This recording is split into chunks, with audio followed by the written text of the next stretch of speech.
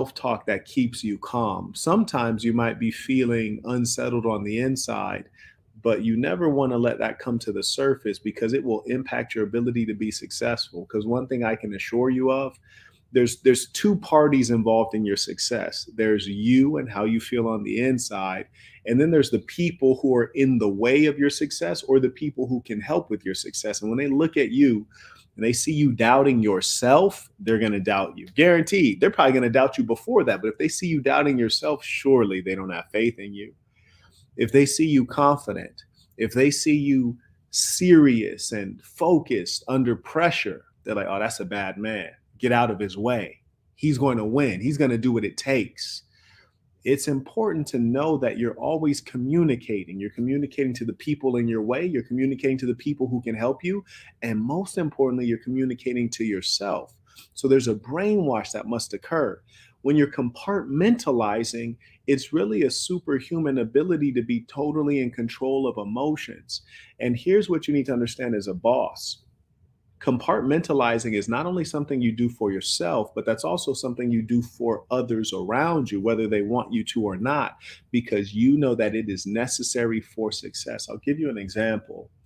There's a time that someone close to my mother passed away. Now, I made a consideration. I said, and I got the news, and I was supposed to give the news to my mother that this person had passed away. I said, okay, well, the funeral's about 5 days out. Okay, so the funeral's 5 days out.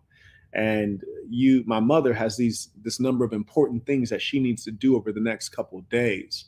If I deliver this very disheartening news that someone close to her has passed away, she's going to fall apart. I know her personality. I know her inability to compartmentalize. Generally speaking, the female, they think in integrated ways.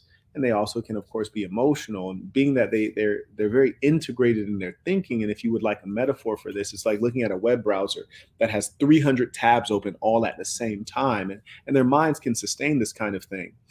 Conversely, with the male, we're kind of one track in our thinking. We need simplicity. We think about one thing at a time.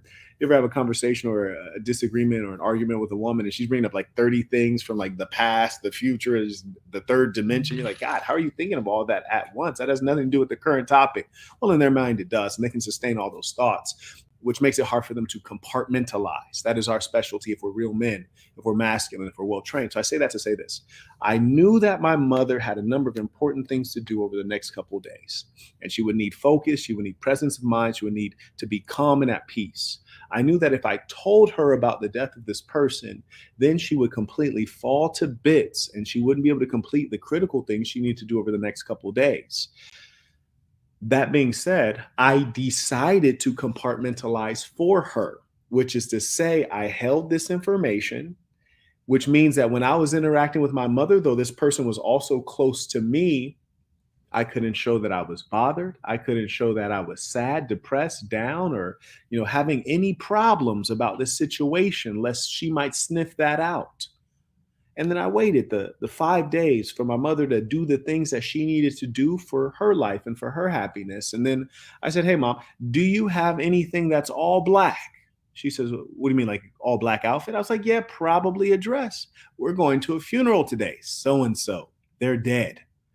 Then she fell apart all at once, but not so much that she couldn't get dressed to go to the funeral. And then she says, when did you find this out? I say, last week I found this out.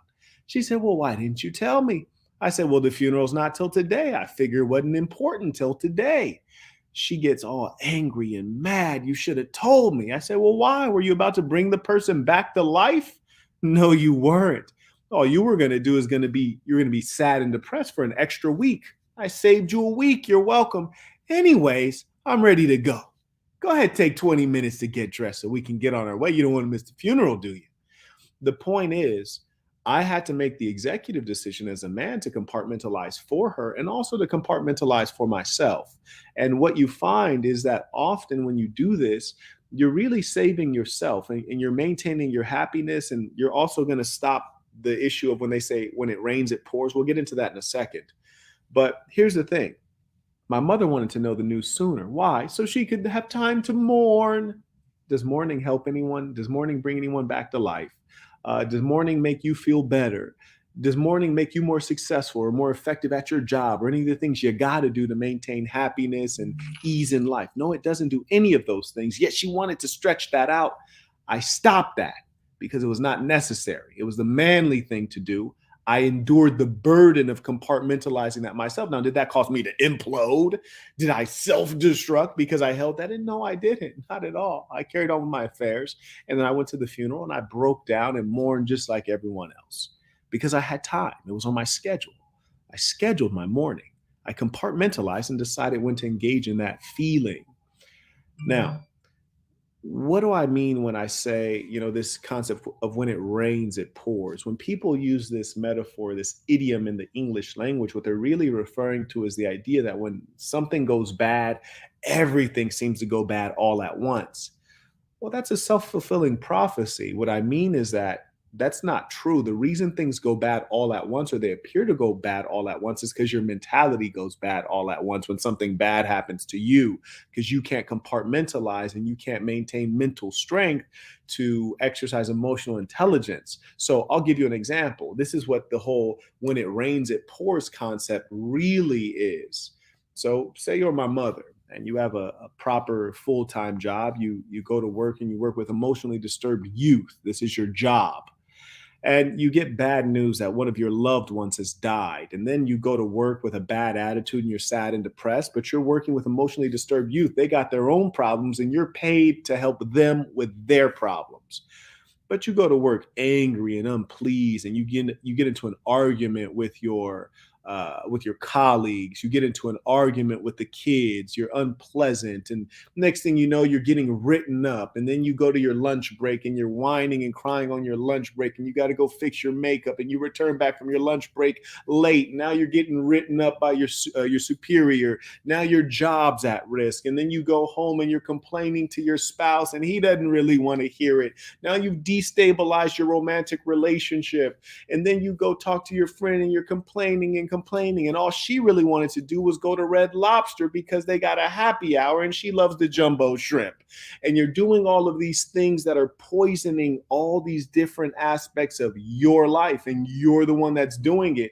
But in your mind, because you don't take responsibility and you don't know how to compartmentalize, you say, oh, well, so and so died and everything seemed to go wrong after that. No, not really. So and so died and you fell apart and you stopped playing your part. You were not high performing at work. You were not high performing in your romantic relationship, your marriage. You were not high performing as a friend. And you fell apart. So everything around you began to crumble. And that's why you have the false narrative of when it rains, it pours, when in reality, no, that's not the case. Not everything needs to go wrong at the same time, and rarely does it. And even if those things did not manifest, what happens is that our mind and our emotions go dark. Someone passes away and then we start cursing God. How could you take someone so young? He was innocent. Why do you have to die like that? Take me. Like your mind goes dark and you don't see the obvious beauty around us. You begin to see the glass as half empty.